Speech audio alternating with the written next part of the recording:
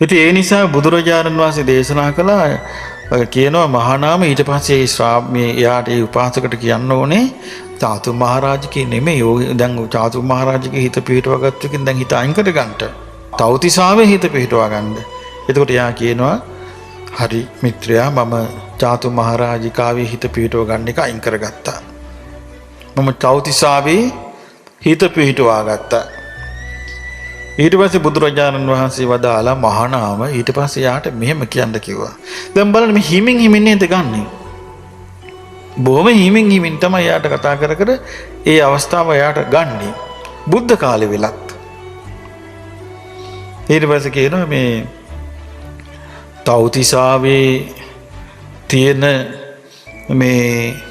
තවතිසාවේ තියෙන සැපයට වඩා අධික වූ ප්‍රණීත වූ සැපයක් යාම දෙවියන් අතර තියෙනවා. ඒ නිසා ඔබ තවතිසාවේ දෙවියන් අතරින් හිත පිහිටවන එක අතහැරලා යාම දෙවියන්ගේ පිහිටවන්න කියලා. දැන් බලන්න මේ හිමින් හිමින් එක පියවර. මේ කලුවම කිව්වත් කියන්නේ ඇයි ඔක එකපාර නොකිව්වේ? එකපාර කිව්වනම් මං අපූර්වට පිහිටව ගන්නවා නෝවේ. මේ කාලේ එහෙම කියයිද නැද්ද? ගැටෙනවා සුටුස් ගාලා. මේ කාලේ ගැටීමම බලය කරගෙන වාසය කරන්නේ. වචනයක් කියපු ගමන් උපදේශයක් දීපු ගමන් දීපු උපදේශයටත් ගැටෙනවා. හොඳට බලන්න හිතන ගෙවල් වල වැඩිපුර තියෙන සාමිද රණ්ඩුද? රණ්ඩු. පොඩ්ඩක් යහා මෙහා වෙනකොට සනිකව හටගන්නේ මොනවද? කිපීම. කිපීම බලය කරගෙන වාසය කරන්නේ. එතකොට ඒ බඳු අයට මේක අවාසනාව තමයි. මොනවා කරන්නද? නරක කාලේ අපි ඉපදිලා ඉන්නේ. එතකොට මේ තවතිසාවේ හිත පිහිටවෙන එක නවත්තලා යාම ලෝකෙ හිත පිහිටවා ගන්න කිව්වා. ඒ යාම ලෝකෙ ඕන හිත පිහිටවා ගන්නවා. යාම ලෝකයේ හිත පිහිටවා ඉතින් මෙයා කියනවා හරි මිත්‍රයා මම තවතිසාවේ හිත පිහිටවෙන එක අයින් කරගත්තා. මම දැන් යාම ලෝකයේ හිත පිහිටවා ගත්තා. ඊට පස්සේ එයාට කියනවා මිත්‍රයා යාම ලෝකයේ තියෙන කාමයට වඩා ප්‍රණීතතර අධික සැපයෙන් යුක්තයි තුසිත දිව්‍ය ලෝකේ. දැන් මේ සැපක් එක්ක මේ කතා කරන්නේ. අධික සැපයෙන් යුක්තයි තුසිත දිව්‍ය ලෝකේ. දැන් මට මතකයි මම මුල් කාලේ දිව්‍ය ලෝක ගැන කියන එකට මේ ආච්චිලා මගේ ඇඟට කොට වෙන්න ආව. මොකද අනේ අපිට ඕනේ දිව්‍ය ලෝක සැප වැඩි. උඩඟු. ඒවට කියන්නේ මොකද්ද? උඩඟු. ධර්මයේ කියන එකේ හොළඟවත් වදින්නේ නැහැ. හරියට කඩෙන් ගන්න පුළුවන් වගේ. දැන් බලන්න මේකේ කොච්චර ලස්සනද තියෙනවද පැහැදිලිව පෙන්නලා. කියනවා යාම දිව්‍ය ලෝකේ තියෙනවට වඩා අධිකතර වූ ප්‍රණීතතර වූ සැපයක් තුසිත දිව්‍ය ලෝකේ තියෙනවා. ඒ නිසා මිත්‍රයා ඔබ යාම ලෝකින් හිත ඉවත් කරගෙන තුසිත දිව්‍ය ලෝකයේ හිත පිහිටුවා ගන්න. එතකොට යා කියන හොඳයි මිත්‍රයා මම යාම ලෝකෙන් සිත අයින් කරගත්තා. සිත තුසිත ලෝකේ පිහිටවා ගත්තා. ඊට පස්සේ කියනවා එයාට මිත්‍රයා තුසිත දිව්‍ය ලෝකයට වඩා ගොඩාක් සැපයි ප්‍රණීතතරයි ඔබ නිම්මාන රතියේ හිත පිහිටවා ගන්න. ඊමනති ගොඩාක් සැපයි කියනවා. එතකොට කියනවා හොඳයි මිත්‍රයා මං එහෙනම් තුසිත දිව්‍ය ලෝකෙන් හිත අයින් කරගත්තා. මං උන්න නිම්මාන රතියේ හිත පිහිටවා ගත්තා. ඊට පස්සේ කියනවා නිර්මාණ රතියට වඩා කියන නිර්මාණ රතියටත් වඩා මම ඔබට කියන්නේ ගොඩාක් හොඳයි පරිනිම්මිත වසවත්ති දිව්‍ය ලෝකෙ හිත පිහිටවා ගන්න. පරිනිම්මිත වසවත්ති දිව්‍ය ලෝකේ ඊටත් වඩා ප්‍රණීතතර කාමී. අද අපි මේක කිව්වොත් මොකද්ද කියන්නේ? හාපෝ බෑ කියයි. මොකද හේතුව? වසවත්ති මාරියත් ඕකේ නොවේ ඉන්නේ කියයි.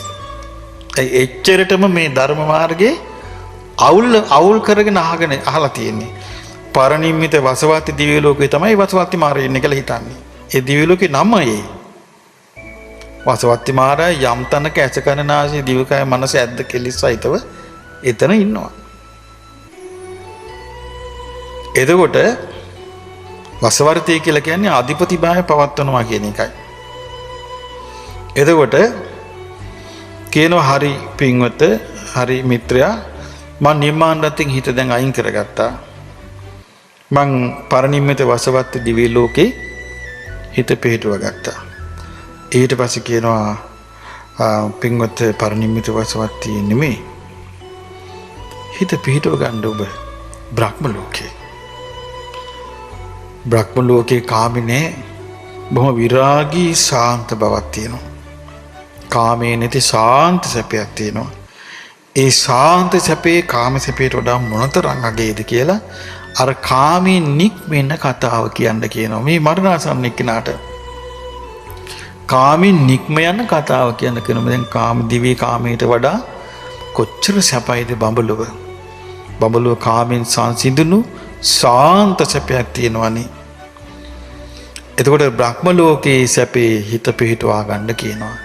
මෙහෙම කියනකොට යා කාමයට තියෙන හිතේ ලොල් බව ඈත් වෙලා බ්‍රහ්ම ලෝකේ කියනවා පරිනිම්මිත වසවත්ති කෝ දේවෙහි මේ චිත්තං වුට්ඨිතං මම පරිනිම්මිත වසවත්ති දිව්‍ය ලෝකේ හිත බැසගත් එකකින් අයින් කරගත්තා.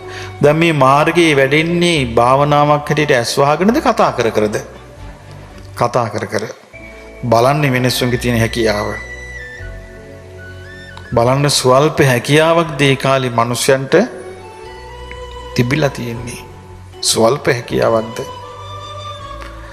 ඊට පස්සේ කියනවා බ්‍රහ්ම ලෝකේ චිත්තං අදිමෝචිතං මම බ්‍රහ්ම ලෝකේ සිත පිහිටුවා ගත්තා. ඊට පස්සේ කියනවා එහෙනම් මිත්‍රයා දැන් බලන්න කල්පනා කළා බ්‍රහ්ම ලෝකෝපි කෝ ආවසෝ අනිච්චෝ කියනවා මිත්‍රයා බ්‍රහ්ම ලෝකේ තියෙන යමක් ඇද්දේවා අනිත්‍යයි. මෙයාට හොඳට මේ අනිත්‍ය කතාව තේරෙනවා. මොකද තේරෙන්න හේතුව? තේරෙන්න හේතුව මොකද? නුවණින් යුක්තයි. මොකද තේරෙන්න හේතුව? ප්‍රඥාවෙන් යුක්තයි. නුවණින් යුක්තයි. නුවණින් යුක්ත කෙනාට හොඳට තේරෙනවා. මොකද මේ ජීවිතයට හානි කරන කොඩි දෙකක් මිනිස්සයා උස්සන් ඉන්නවා. මොනවද මේ කොඩි දෙකට කියන්නේ? උඩඟු කමේ කොඩියයි බොළඳ කමේ කොඩියයි. උඩඟු කමයි බොළඳ කමයි කියන කොඩි දෙකක් ඔසවාගෙන මිනිස්සයා ඉන්නේ වර්තමානයේ. ඒ කොඩි දෙක ඔසවාගෙන ඉන්නකන් ඒ පුද්ගලයාට කිසි දෙයක් වැටහෙන්නේ. ඉතින් ඒ නිසා මේ දැන් බලන්න මෙයාගේ උඩඟු කම ගෑවිලා තියෙනවද අහලක? ප්‍රඥාවන්ත උපාසකෙක් ප්‍රඥාවන්ත උපාසකයෙකුට මේ කියන්නේ ආහා ඔය ඕක කියන්න ඕනේ මම ඕක කලින් දන්නවා මම ඕක ප්‍රැක්ටිස් කරලා තියෙනවා මම ඕක අතහැරලා තියෙනවා. අද ඔය જાති කතාවල් මිනිස්සුන්ට අපි කියවුනට අපිත් එක්කත් කියනවා. අයියෝ ඕක අපි ප්‍රැක්ටිස් කරලා අතහැරපු එකක් කියනවා. ඒ මොකද්ද ඔසවගෙන ඉන්න කොඩිය? උඩඟු කම. උඩඟු කමේ කොඩිය ඔසවාගෙන ඉන්නේ ධර්මේ නෑ. දැන් බලන්න මෙතන පුදුම ඉවසීමක් නෙමෙයි මිනිස්සුන්ට තියෙන්නේ. ඊට පස්සේ කියන බ්‍රහ්ම ලෝකයේ අනිත්‍යයිනේ. අද්දෝ අස්ථිරයි. ස්ථිර එකක් නෙමෙයි බ්‍රහ්ම ලෝකේ. සක්කාය පරියාපන්නෝ පංච උපාදානස්කන්ධේ තුල මේක තියෙන්නේ. මොකද්ද? බ්‍රහ්ම ලෝකේ තියෙන්නේ පංච උපාදානස්කන්ධේ තුලමයි. දැන් බලන්න මේ පංච උපාදානස්කන්ධය මොකක්ද? එතකොට මේ මොකක්ද කියන ප්‍රශ්නේ මෙයාට එන්නේ නැහැ. ඇයි යාට ඒක එන්නේ නැත්තේ? එයා මේ ප්‍රශ්නේ ගැන දන්නවා. ඒ බුදුරජාණන් වහන්සේ වදාළ සංකිට්ඨේන පංච උපාදානස්කන්ධා දුක්ඛ සංක්ෂේපයෙන් කිව්වොත් සංක්ෂේපයෙන් කියන්නේ හකුලවා කිව්වොත් පංච උපාදානස්කන්ධේම දුකයි කියලා බුදුරජාණන් වහන්සේ වදාළ එක දන්නවා. රූපය ගැන, වේදනාව ගැන, සංඥාව ගැන, සංස්කාර ගැන, විඥානය ගැන දන්නවා. මේ දන්න ශ්‍රාවකයා තමයි මේ බැඳීමෙන් යුක්තව හිටියේ. ඒ ශ්‍රාවකයාව තමයි ටික ටික මේ ගැටේ ලෙහුවේ. බලන්න මේ ගැටේ ලිහන්න පටන් ගත්තේ කොතන ඉඳලාද? ස්වල්ප ගැටයක්ද තිබිලා තියෙන්නේ. දැන් අපිට තේරෙනවද අපි ගැට ගහිච්ච විදිය? දැන් මේ නුවණැත්තාගේ ගැට ටික මේ තියෙන්නේ. මේ නුවණැත්තාගේ ගැට නොවේ. එතකොට නුවණැති නැති මේ නොයේක් මෝඩකම් කරන මේකල ජනිය මං කිව්වේ කපුටු ඇඳලා බෝධිය එල්ලන, නයි ඇඳලා බෝධිය එල්ලන, අසවලාගේ අසවල් අසනීපේ සනීප වේවා, අසවලාට බබා හම්බ වේවා, අසවලාගේ කසාදේ ඉෂ්ට වේවා, අසවලාගේ විභාගේ සමර්ථ වේවා කිය ලාමක ඉල්ලීම් කොඩිය එල්ලෙල්ල බය නැතු කොඩිය අත්ත පාත් කරලා ගැට ගහන මේකල මිනිසයා ගේ ගැට මොනතරම් ගැට ගහිලා ඇද්ද? ඔය ගැට ලියහන්ට කෙනෙක් කවුරුත් නැත්තේ. මේ ගැට ලියහන්ට පුළුවනි. ඇයි හේතුව? නුවණැත්තෝ ගැට ලියා ගන්න ඔය. එතකොට මේ ප්‍රඥාවෙන් යුක්ත උපාසක මේ ගැටේ ලියා ගන්නේ. එතකොට කිව්වා මේ සක්කාය පරිපන්න මේ පංච උපාදානස්කන්ධයටමයි මේ ඇතුළු වෙලා ඉන්නේ. ඒ නිසා සාධායස්මා බ්‍රහ්ම ලෝකා චිත්තං උත්ථාපෙත්වා. ඒ නිසා ඔබ බ්‍රහ්ම ලෝකයෙන් සිත ඉවත් කරගෙන සක්කාය නිරෝධේ චිත්තං උපසංහරා. සක්කාය නිරෝධේ සිත පමුණවා ගන්න. සක්කාය නිරෝධයේ සිත පමුණවා ගන්න. ඒ කියේ මොකද්ද? රූපේට, වේදනාවට, සංඥාවට, සංස්කාරයට, විඥාණයට නොඇලුණු සිතකින් යුක්ත වෙන්න. රූප වේදනා සංඥා සංකාර විඥාන කියන පංච උපාදානස්කන්ධයට නොඇලුණු සිතකින් යුක්ත වෙන්න.